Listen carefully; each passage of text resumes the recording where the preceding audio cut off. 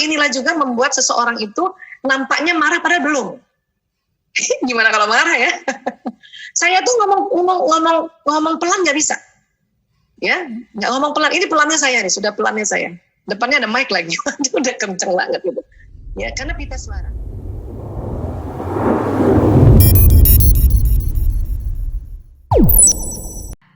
Bagaimana jika pasangan kita temperamen dan membuat kita takut bersikap, berpendapat maupun berekspresi? Itu aja Ibu, terima kasih.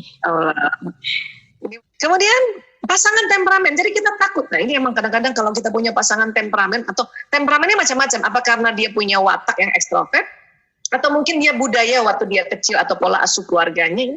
Ada beberapa daerah memang orangnya itu bukan kasar, tapi memang kalau ngomong kuat gitu. Termasuk di daerah ayah saya ya, kan saya orang Bugis Makassar. Ya, itu suaranya tuh pita suara orang Bugis Makassar memang sudah tebal. Dia lagi nggak marah aja keras ngomongnya. Gitu. Ya, mungkin juga sama dengan sahabat-sahabat yang dari Medan ke, dari mana lagi misalnya?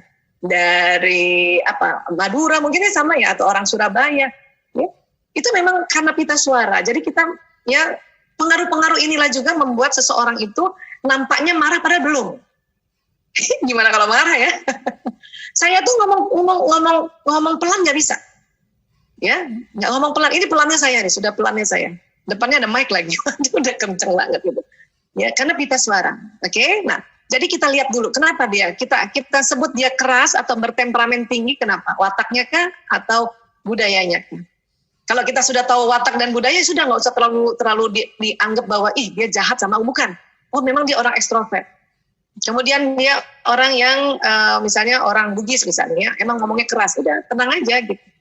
Nah kalau mau tahu bahwa laki-laki marah banget, kesel banget, nah itu tadi dia membentak keras dan terasa yang dia punya emosinya marah, atau memukul meja kah, atau mukul tembok, itu baru kita bilang bahwa dia marah banget.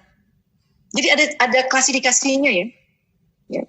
Ada klasifikasinya, jadi bukan berarti suami yang ngomongnya tinggi, dia itu temperamen, bukan. Dia karakter suara, pita suara. Terus gimana Bu Isa, seandainya saya yang suami saya itu yang memang temperamen, makanya dia suka pukul meja, apa segala macam. Pada saat suami lagi naik temperamennya, atau lagi marah, suaranya lagi naik gitu ya, kita diam. Tapi Bu Isa saya gemes banget, pengen banget saya kasih tahu dia bahwa itu dia salah. Boleh, tapi jangan hari itu juga. Tunggu waktunya. Okay? Laki-laki yang menjadi suami tidak suka, itu otak laki-laki, tidak suka ditegur depan orang, walaupun itu anaknya.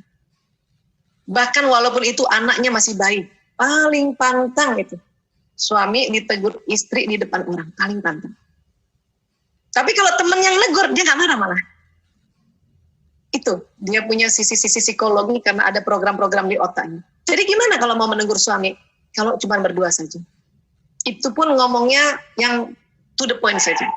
Berkali-kali saya sharing tentang bagaimana bicara sama suami, ya, laki-laki yang menjadi suami, itu harus dengan perjanjian. Misalnya kita tersinggung, entah dia kemarin ngomong apa, kita tersinggung. Kita mau bilang bahwa itu tersinggung, itu harus janjian. Misalnya kan kemarin, hari ini, ya kita WA suami, ya nanti habis Isya sekitar jam 8 aku minta waktu 10 menit aja atau 15 menit aja. Biasanya ditanya kan, mau bicara apa? Enggak, aku mau bicara perasaan aku. Itu mujarab loh. Ya. Nah, nanti laki-laki pada saat jam 8 itu dia sudah siap-siap. Kadang-kadang kalau kadang-kadang saya suka lupa, nanti suami yang bilang, tadi katanya mau ngomong, enggak mau. Oh iya. Dan saat itulah laki-laki ngomong sama istrinya enggak bawa gadget. Karena udah janjian. Tapi kalau sudah bilang 15 menit, 15 menit. Jangan diulur-ulur. Kenapa? Karena besok-besok kalau kita mau janjian lagi, dia udah gak percaya. Ya kan? Nah, sampaikan pesan saya. Ya, aku kemarin sedih banget. Kamu ngomong kayak gitu, aku tuh tersinggung. Jadi aku. Banyak ibu-ibu karena saking marahnya ngomongnya, kamu selalu keselin aku. Kamu selalu ya menjengkelkan aku. Itu secara ilmu bahasa juga, ya ilmu bahasa otak juga, itu membuat laki-laki sangat tersinggung. Makanya ayah aku sedih banget. Jadi aku yang sedih kan aku, dia kan belum tentu sedih. Misalnya gitu, aku sedih ya.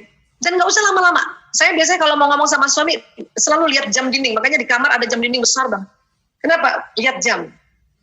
Walaupun padahal pengen ngomong panjang banget, pengen banget ya. Bahkan pengen ngelabrak, tapi kita tahan itu. Itu namanya manajemen emosi. Dalam hati kita istighfar terus, ya Allah, astagfirullahaladzim. Karena laki-laki kalau kita sampaikan dalam waktu hanya 10 menit, 15 menit, atau paling panjang 30 menit, itu malah masuk nih dia. Biarkan dia merenung dulu. Laki-laki setelah itu kita nggak usah panjang-panjangin, kita tinggalkan, dia merenung. Oh, istriku rupanya kalau aku ngomong kayak gini nggak suka. Dia baru menganalisa. Oh gitu. Ya, inilah teknik-teknik sebetulnya kalau kita mau mengungkapkan perasaan kita kepada laki-laki atau pada suami dengan cara seperti itu. Ya. Saya dulu salah. Kalau suami saya misalnya marahin anak saya yang laki-laki semua, di depan anak-anak saya bilang, bukan gitu ayah salah, bukan gitu maksudnya si ini. Itu paling pantang buat suami. Ya. Tapi saya baru tahu sekitar 2006 antara 2006 dan 2010, karena ada riset mengatakan laki-laki yang menjadi suami tidak suka ditegur atau dikritik di depan orang lain, meskipun itu anaknya, bahkan anaknya masih bayi. Wih, langsung astagfirullahaladzim, keliru saya. Pantesan reaction terus suami pada saat itu, nggak mau dengar nih.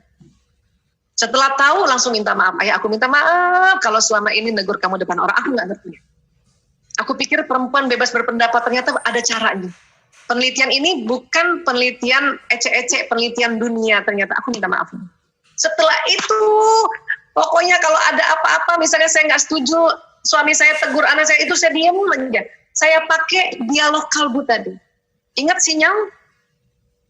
Saya selalu langsung diam, langsung saya minta doa, ya Allah ya berikan kekuatan ya pada anakku, dan dia mengerti bapaknya bilang seperti itu karena bapaknya sayang.